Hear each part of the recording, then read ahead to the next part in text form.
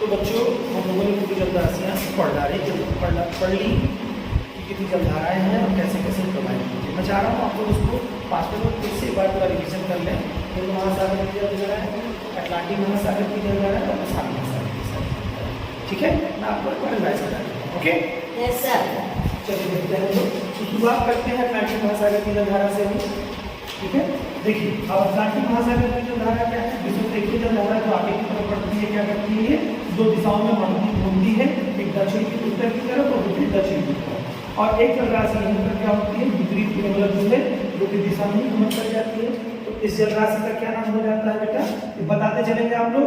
विपरीत विषुवत रेखीय जलधारा महासागर कौन सा है, अटलांटिक महासागर के। तो अटलांटिक महासागर की विषुवत रेखीय जलधारा चलेगी यहाँ पर। और एक जलराशि आपकी उत्तर की तरफ जो गमन कर रही है, 2 शाखाओं में बढ़ जाती है। एक तो बेरिंग सागर की तरफ चले जाती है, दूसरा पश्चिमी द्वीप समूह के पूर्वी हिस्से से होकर के चले जाती है एंटीलीज की जलधारा, एंटीलीज की जलधारा के नाम से। और कैरेबियन सागर में जाती है वो कैरेबियन की जलधारा, कैरेबियन की जलधारा। ये दोनों जलधाराएं क्या है, ये उत्तरी अटलांटिक विश्वरेखीय जलधारा, एक विश्वरेखीय जलधारा। ठीक है, ये भी क्या गर्म जलधारा है। तो देखिए कितनी जलधारा है आपने देखी यहाँ पर, देखते चलिए सबसे बड़ी चीज आपको कौन सी जलधारा कैसी है। तो विपरीत विश्वरेखीय जलधारा एक मिली आपको, दूसरी आपको उत्तरी अटलांटिक की गर्म जलधारा मिल गई। उत्तरी अटलांटिक गर्म जलधारा जब आगे की तरफ बढ़ती है तो पश्चिमी द्वीप समूह से टकरा करके 2 हिस्सों में बढ़ जाती है।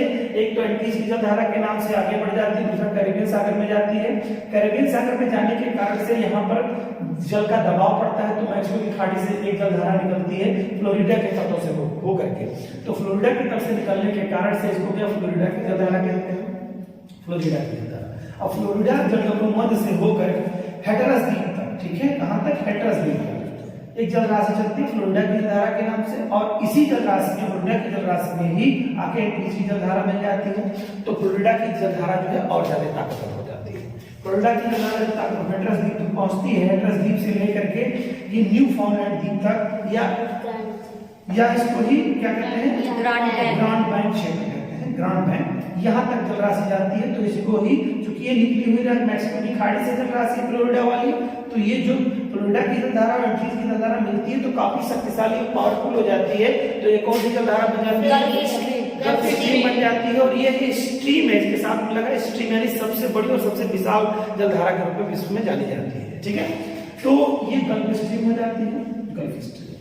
गल्फ स्ट्रीम आगे पहुंचती है तो उत्तर की तरफ से एक ठंडी जलधारा आती है, मैंने बताया था आपको, लैब्राडोर। ठीक है, तो लैब्राडोर और गल्फ स्ट्रीम की जलधारा एक दूसरे टकराती है तो ग्रांड बैंक का क्षेत्र का निर्माण करती है। यहाँ मैंने बताया था कि प्लैंटन का जहाँ गर्म जलराशि ठंडी जलराशि बनती है तो वो काफी अनुकूल, मतलब जो ठंडी गर्मी की स्थिति बनती है तो वहाँ पे प्लैंटन नामक वनस्पतियां बड़े प्रमाण में पाई जाती हैं। तो उसको खाने के लिए छोटी मछलियां जो वहाँ पे बड़े उत्पादन होता है उनका, और छोटी मछलियों को खाने के लिए बड़ी मछलियां आती हैं और बड़ी मछलियों को फिर व्यापार होता है, यानी उनका मत्स्य उत्पादन बड़े तरह से ये पकड़ने का कार्य होता है। ठीक है, तो ग्रांड बैंक का क्षेत्र है वो मत्स्य उत्पादन की दृष्टि से विश्व से सबसे फेमस क्षेत्रों में से एक है। ठीक है, लेकिन एक चीज है, नौकायान के लिए प्रिय बहुत दिक्कत वाला क्षेत्र हो जाता है क्योंकि यहाँ पर विजिबिलिटी बहुत कम हो जाती है ठंडे गर्म क्षेत्र का। फिर आगे ये जलराशि जो है क्या करते हैं बेटा, आगे बढ़ती है, इस पछुआ कोनों के प्रवाह में आ जाती है तो इसको उत्तरी अटलांटिक प्रवाह कहते हैं। उत्तरी अटलांटिक प्रवाह जब आगे बढ़ने के कारण आगे बढ़ती है जब, तो यह फिर 2 दिशाओं में, उत्तर की तरफ और दक्षिण की तरफ 2 टर्म में ले लेती है। उत्तर की तरफ जाती है तो एक जलराशि आपका क्या हो जाता है, ग्रीनलैंड विकट से होकर के आगे बढ़ने लगती है। ठीक है, दूसरी जलराशि आपकी क्या होती है, आइसलैंड की तरफ से चली जाती है। और तीसरी जलराशि जो है नॉर्वे की तरफ चली जाती है। ये सब कौन सा विस्तार है, उत्तरी विस्तार है, उत्तरी अटलांटिक प्रवाह का उत्तरी और दक्षिणी विस्तार। तो उत्तरी विस्तार में हम देख रहे हैं तो इसमें 3 जलराशि मिल रही है आपको। एक तो जो है आपका ग्रीनलैंड के तट के साथ चली जा रही है, जहाँ पर जो ग्रीनलैंड से आने वाली ठंडी जलधारा से मिल जा रही है। ठीक है, एक आइसलैंड के पास जा रही है, जिसे मिंगर की जलधारा के नाम देते हैं, मिंगर की जलधारा के नाम से। और एक जलराशि है नार्वे के तट पे चली जाती है, नार्वेन जलधारा। अब इसी कारण से देखते हैं कि नार्वे का तट जो काफी उच्च अक्षांश पे है, बिल्कुल बर्फीला होना चाहिए, लेकिन यही गर्म जलधारा जो है जाती है गल्फ स्ट्रीम की जलधारा, उस तट को क्या कर देती है, ठंडा कर देती है, ढीला कर देती है। अब आप देखिए कभी कभी कहता है कि जो नार्वे का तट है किस जलराशि के कारण से, मतलब जो है वहां पर नौका गमन करने में आसानी होती है, या तट उसका पिघल जाता है, बर्फीला तट गर्म हो जाता है, तरह से कहिए, तो वहां पर नाम लेता है गल्फ स्ट्रीम का, ना कि उत्तरी अटलांटिक प्रवाह का, ना ही नार्वेयन धारा। अगर नार्वेयन या उत्तरी अटलांटिक प्रवाह कहेगा तो भी सही है, और गल्फ स्ट्रीम कहता है तो भी सही है, ठीक है, क्योंकि गल्फ स्ट्रीम का ही विस्तार है ये सब, नार्वेयन जलधारा, वेगीय जलधारा, या कहीं उत्तरी अटलांटिक प्रवाह, ठीक है। फिर बेटा इसके बाद जलराशि क्या दक्षिण की तरफ मुड़ती है। दक्षिण की तरफ मुड़ने में क्या कर इस या दो राशियों बढ़ जाती है, एक तो बिस्किट की खाड़ी में चला आता है और दूसरी जलराशि आगे की तरफ बढ़ जाती है। तो बिस्किट की जलराशि की खाड़ी में जब जाता है तो बिस्किट की खाड़ी से सटे हुए जो देश है वो फ्रांस है और स्पेन, ठीक है। तो फ्रांस और स्पेन के तटों को भी गर्म करती है। यहाँ पर जो जलराशि बिस्किट की खाड़ी में जाती है उसे क्या जलधारा की जलधारा के नाम से जानते हैं, ठीक है। पेरिनियल की जलधारा जो है जलराशि आगे बढ़ती है, ठीक है, तो फिर आ जाती है कहाँ जिब्राल्टर जल संधि के पास। तो यहाँ पर आप देख रहे हैं कि भूमध्य सागर है और ये क्या है आपका अटलांटिक महासागर है। तो अटलांटिक महासागर और भूमध्य सागर के मध्य में भी क्या जलराशि का मैंने बताया था कि यहाँ पे जिसका घनत्व अधिक होगा, जिसका घनत्व कम होगा, जलराशि जाएगी तो ये प्रवाह करते हुए एक जलराशि जिब्राल्टर जल संधि से होते हुए भूमध्य सागर में चली जाती है। फिर आगे यही राशि में बढ़ती है तो ये कहाँ पे आ जाती है, ये सहारा के पश्चिमी तट पे, सहारा मरुस्थल के पश्चिमी तट पे कहिए, या कहिए इसको अफ्रीका महाद्वीप के पश्चिमी तट पर आती है। यहाँ पर द्वीप समूह मिलता है, कनारी द्वीप समूह मिलता है। तो इस नाते इसका नाम जो पड़ गया है वो कनारी की जलधारा। तो कनारी की जलधारा जो है आपकी, चूंकि यहाँ से जलराशि चलते चलते इतना गमन करते करते क्षेत्रों को आते आते यहाँ पर अपना उष्मा खो देती है, इस नाते इसको ठंडी जलधारा के नाम से जानते हैं। इसकी ठंडी जलधारा कनारी की ठंडी जलधारा, और कनारी की जलधारा ठंडी जलधारा जो है आकर के किसमें मिलती है बेटा विषुवत रेखीय जलधारा में मिल जाती है, ठीक है। तो एक सर्कल का निर्माण करती है। फिर मैंने आपको बताया था यही क्षेत्र कि 20 डिग्री से लेकर के 40 डिग्री अक्षांश के मध्य का जो क्षेत्र पड़ता है, और 20 डिग्री उत्तरी अक्षांश से लेकर 40 डिग्री उत्तरी अक्षांश के मध्य, और 35 डिग्री पश्चिमी देशांतर से 75 डिग्री पश्चिमी देशांतर के मध्य का जो क्षेत्र पड़ता है, ये कौन सा क्षेत्र पड़ता है, बिल्कुल शांत वाला क्षेत्र पड़ता है, उच्च वायुदाब का क्षेत्र पड़ता है। जैसे कि आप जानते हैं कि 30 डिग्री से लेकर के 35 डिग्री और 25 डिग्री के बीच का जो हिस्सा लगभग पड़ता है, ये क्या बनता है, उच्च वायुदाब का क्षेत्र बनता है। यहाँ पर क्या जलराशियां गमन नहीं करती हैं, ठीक है। जलराशियां यहाँ पर गमन करती है तो बहुत कम मात्रा में करती है, क्योंकि उच्च वायुदाब का क्षेत्र बनता है। तो यहाँ पर सारगैसो सागर का क्षेत्र का हिस्सा ही पड़ता है। इसमें ही सारगैसम नामक घास पाई जाती है जो जड़ विहीन घास है, और वो और कहीं विश्व में और किसी क्षेत्र में नहीं पाई जाती। क्यों? क्योंकि कारण इसका है कि वो कहीं गमन करती ही नहीं। जलराशि वहां पर उच्च वायुदाब होने के नाते बहुत थोड़ी मात्रा में जलराशियां इधर से उधर विस्थापित होती है, ठीक है। ये क्षेत्र का हो गया, कंप्लीट हो गया। आगे चलते हैं दक्षिण की तरफ। दक्षिण की तरफ जो जलराशि चलती है, दक्षिणी विषुवत रेखीय जलधारा आगे बढ़ती है, तो ब्राजील के तटों से चलती है। तो ब्राजील की जलधारा के नाम से जानते हैं, पता है ना आप लोगों को, ठीक है। ब्राजील की जलधारा आगे बढ़ती है तो पछुआ पवनों के प्रवाह में आ जाएगी। तो पछुआ पवनों के प्रवाह में जब आएगी बेटा तो क्या हो जाएगा इसका दक्षिणी अटलांटिक प्रवाह, ठीक है। दक्षिणी अटलांटिक प्रवाह आपके नाम से जानी जाएगी। तो कैसी जलराशि होगी बेटा, ठंडी जलराशि होगी। फिर ये जाएगी, क्या होगी, किसके तटों पे जाएगी बेटा, कौन सा, अफ्रीका के तटों पर। तो यहाँ पर आ जाती है, तो कौन सी जलधारा के नाम से, बेगुला की जलधारा के नाम से जाना जाता है। बेगुला की जलधारा जब आगे की तरफ बढ़ती है बेटा तो चली जाती है कि गिनी के तट के पास चली जाती है। तो गिनी का तट है ये क्या है, 0 डिग्री अक्षांश के पास का क्षेत्र है, तो ये तुरंत गर्म वाला क्षेत्र हो जाता है। तो यानी कि इसे गर्म जलधारा गिनी की तट पे जाते हैं, गिनी की जलधारा। तो गिनी की गर्म जलधारा हो जाएगी। गिनी की जलधारा कैसी होगी, गर्म होगी, क्योंकि इसका अक्षांश 0 डिग्री के पास वाला तट पड़ता है।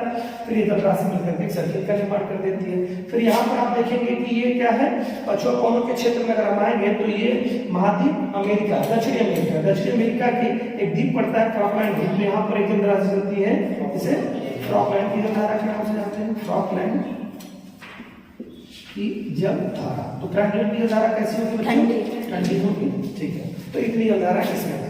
आपने देखा ठंडी कौन सी जलधारा, फ्रॉकलैंड की जलधारा, बेगुला की जलधारा, कनारी की जलधारा, और क्या हो गया, लैब्राडोर की जलधारा, और एक यहाँ पे आ गई ग्रीनलैंड की जलधारा। तो कितनी जलधारा ठंडी हुई, उत्तरी क्षेत्र में 3 और दक्षिणी क्षेत्र में 2, ठीक है। और प्रवाह को भी ले लेंगे तो 3, ठीक है। तो यहाँ पर 3 क्षेत्र पड़े, फॉकलैंड की, दक्षिणी अटलांटिक प्रवाह और बेगुला की जलधारा। ये दक्षिणी जो आपका प्रशांत अटलांटिक महासागर की ठंडी जलधारा हो गई, और उत्तरी में अगर हम जाएंगे बेटा तो उत्तरी में लैब्राडोर, ग्रीनलैंड और कनारी की 3 ठंडी जलधारा यहाँ मिल रही है। बाकी सारी जलधारा कैसी है?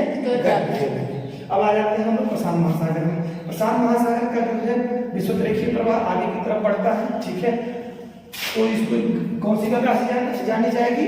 तो उसमें प्रशांत महासागर की विषुवत जलधारा कहिए, ठीक है। प्रवाह नहीं करेंगे इसको जलधारा कहिए, क्योंकि प्रवाह जो होगा वो हल्का होता है, मैंने आपको बताया। तो जलधारा से कहेंगे। आगे बढ़ती है बेटा, जैसे ही ऑस्ट्रेलिया और एशिया के पूर्वी तट पे आती है, कोई 2 जलराशियों में बढ़ जाती है, एक उत्तर की तरफ एक दक्षिण की तरफ। उत्तर की तरफ जाती है उसे क्या कहते हैं? कौन सी जलराशि के नाम से जो उत्तर की दिशा में जाती है? क्यूरोसियो की जलधारा। क्यूरोसियो की जलधारा 2 दिशाओं में बढ़ जाती है। क्यूरोसियो की जलधारा जापान के से होकर के एक तरह से कहिए ताइवान के तटों तक जाती है। ताइवान के तटों से फिर पुनः ये 2 भागों में बढ़ती है।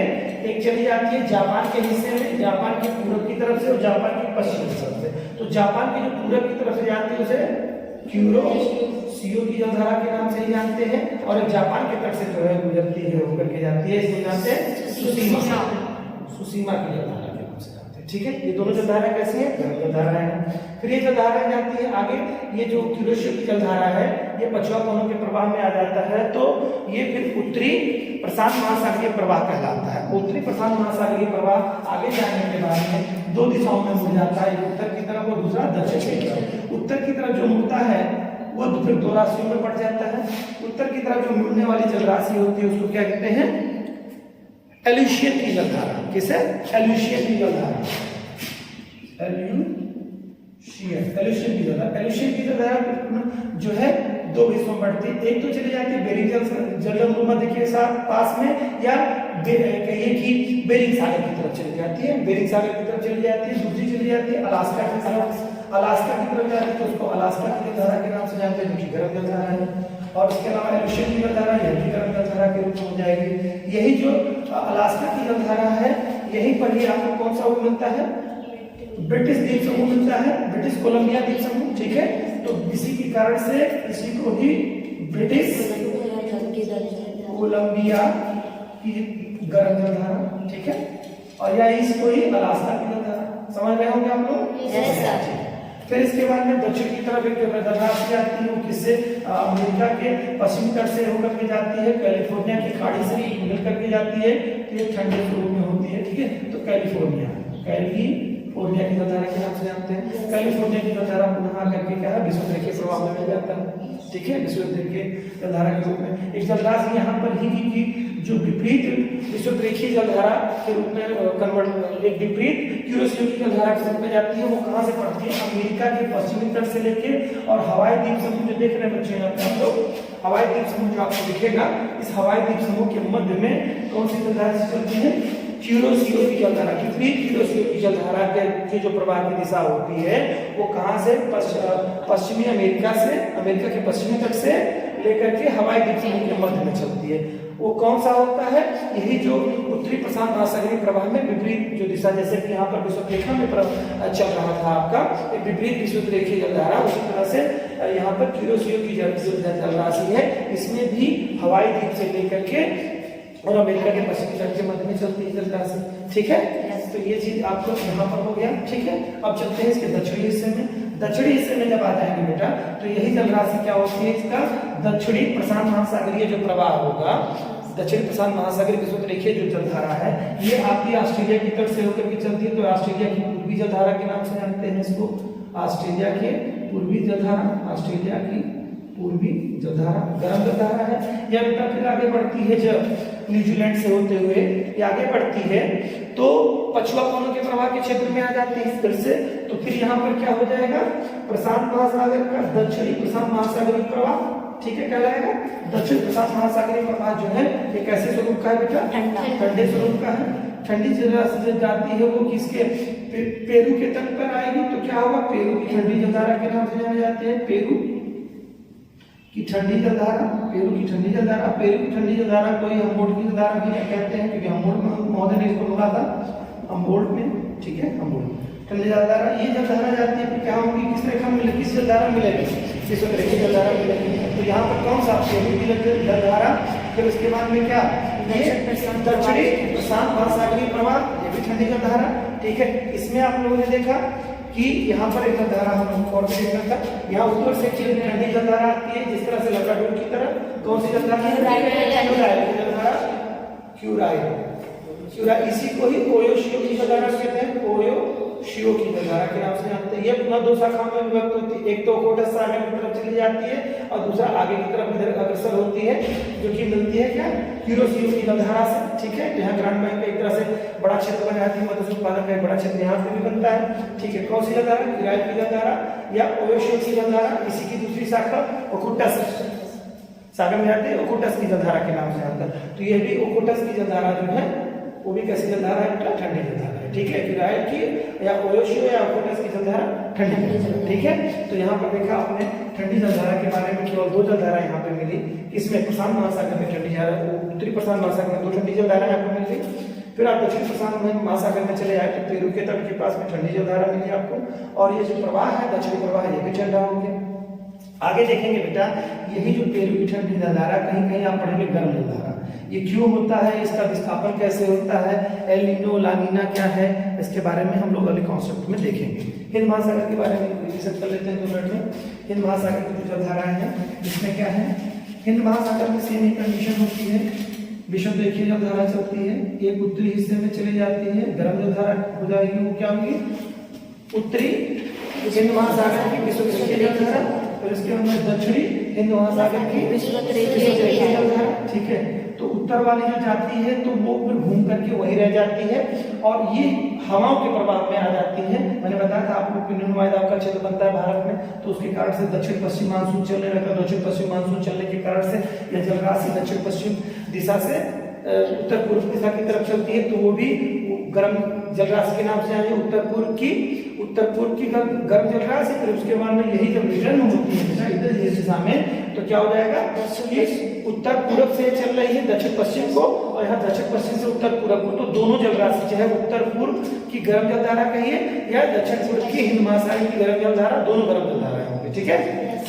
इसके बाद बेटा दक्षिण के हिस्से में जो आती है ये मेडागास्कर से होकर के 2 हिस्सों में विभक्त हो जाती है। एक तो मेडागास्कर और जो है मोजाम्बिक चैनल के बीच से होकर के गुजरती है, तो मोजाम्बिक इस नाते इसको मोजाम्बिक की जलधारा कहते हैं। दूसरा मेडागास्कर के विपरीत साइड से जाती है, तो उसे क्या कहते हैं, मेडागास्कर की जलधारा कहते हैं। मेडागास्कर और मोजाम्बिक की जलधारा जब मिलती है तो आगे की तरफ बढ़ती है, तो किसे कहते हैं, अगुलहास की जलधारा। अगुलहास, वेरी गुड, अगुलहास की जलधारा। अगुलहास की जलधारा भी कैसी जलधारा होगी बेटा, गर्म जलधारा हो जाएगी। ठीक है, अब अगुलहास की जलधारा जो है आगे फिर पुनः कन्वर्ट होती है, बढ़ती है, तो पछुआ पानी के प्रभाव में आ जाती है। तो यहाँ पर क्या हो जाएगा, आपका दक्षिणी हिंद प्रवाह या हिंद महासागर का प्रवाह। ठीक है, कैसा स्वरूप होगा बेटा, ठंडा स्वरूप होगा। या फिर ऑस्ट्रेलिया के पश्चिमी तट से टर्न करती है, तो जब ऑस्ट्रेलिया के पश्चिमी तट पर जाएगी तो ऑस्ट्रेलिया की पश्चिमी तट के ठंडी जलधारा, ऑस्ट्रेलिया के पश्चिमी तट की ठंडी जलधारा, ऑस्ट्रेलिया के पश्चिमी तट की ठंडी जलधारा, यानी ऑस्ट्रेलिया के पश्चिमी तट पर ठंडी जलधारा, ऑस्ट्रेलिया के पूर्वी तट पर गर्म जलधारा, फिर आगे चलकर इससे कन्वर्ट मिल जाती है विषुवत रेखीय जलधारा में। तो ये तो आपका आज का रहा पूरा जलधाराओं के टॉपिक के संदर्भ में, संबंध आप समझे होंगे। धन्यवाद।